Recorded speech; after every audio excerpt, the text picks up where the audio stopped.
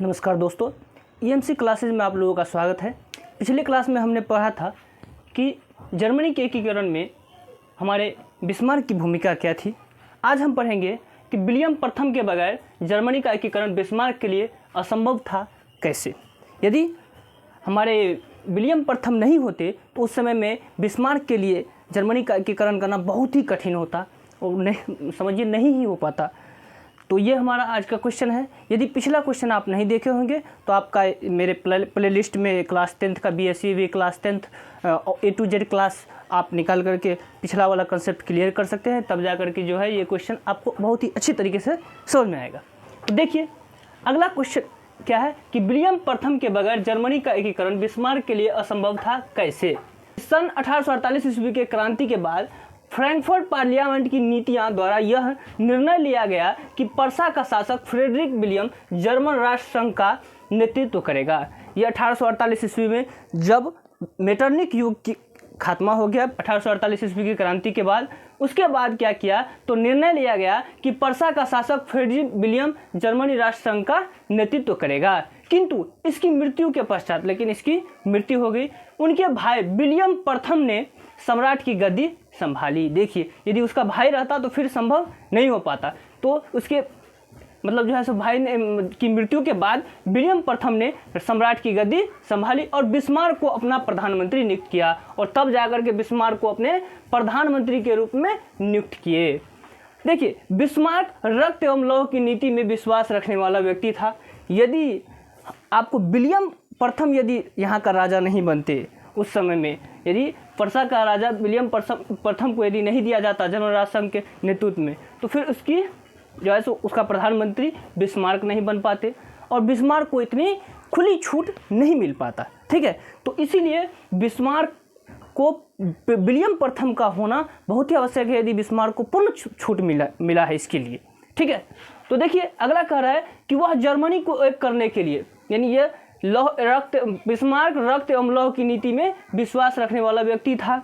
वह जर्मनी को एक करने के लिए सभी उचित एवं अनुचित कार्य करता था। कुछ भी जो भी उचित हो या अनुचित हो, दोनों कार्य करने के लिए वह हमेशा तैयार रहते थे, जिसमें पर्सा के सम्राट विलियम प्रथम का हर संभव सहयोग उसे प्राप्त होता था। देखिए कभी होता है कि सम्राट यदि किसी प्रकार का अनुचित कार्य करता है तो वह प्रधानमंत्री को रोक सकते हैं और उसे उचित कार्य करने को या जनता के हित के लिए जो है सो प्रेरित कर सकते हैं। लेकिन यहाँ पर क्या दिया गया है कि चाहे उचित काम करे या अनुचित कार्य करे, लेकिन उसमें विलियम प्रथम का इसे पूर्ण सहयोग प्राप्त था। चाहे वो उचित करे, जो भी करे वो देश के हित के लिए ही कर रहा है। इसका मतलब जो है सो यह छूट देना ही क्या हुआ तो बहुत बड़ा जो है कारगर साबित हुआ जर्मनी के एकीकरण में।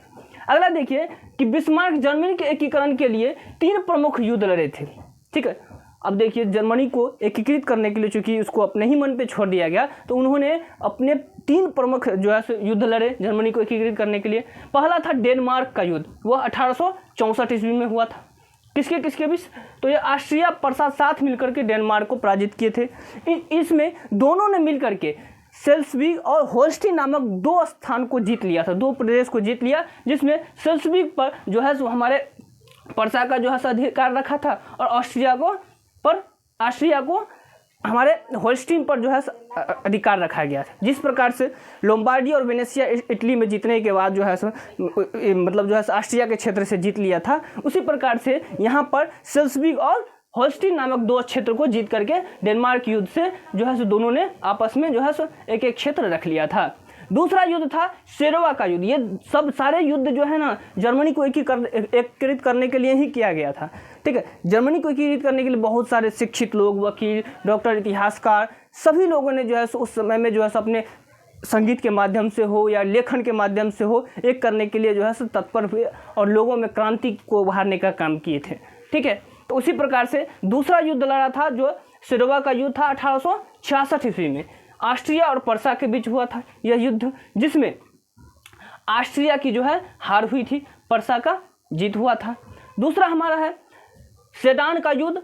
तीसरा नंबर का युद्ध जो है 19 जून 1870 ईस्वी में लड़ा गया था, वो फ्रांस और पर्सा के बीच में हुआ था, जिसमें फ्रांस की पराजय हुई थी और फ्रांस के पराजय के साथ ही मतलब जो है जर्मनी के एकीकरण का मार्ग प्रशस्त हुआ और जर्मनी पूर्णतः एकीकृत हुआ 1871 ईस्वी में। तो जर्मनी का एकीकरण जो हुआ कब हुआ? जर्मनी का एकीकरण संभव जो हुआ वो हुआ 1871 ईस्वी में जो है जर्मनी का एकीकरण संभव हो पाया।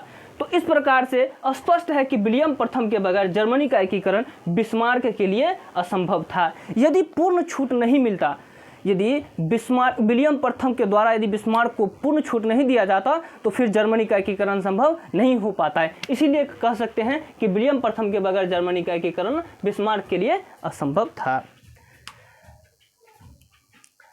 Thank you for watching, like share and subscribe.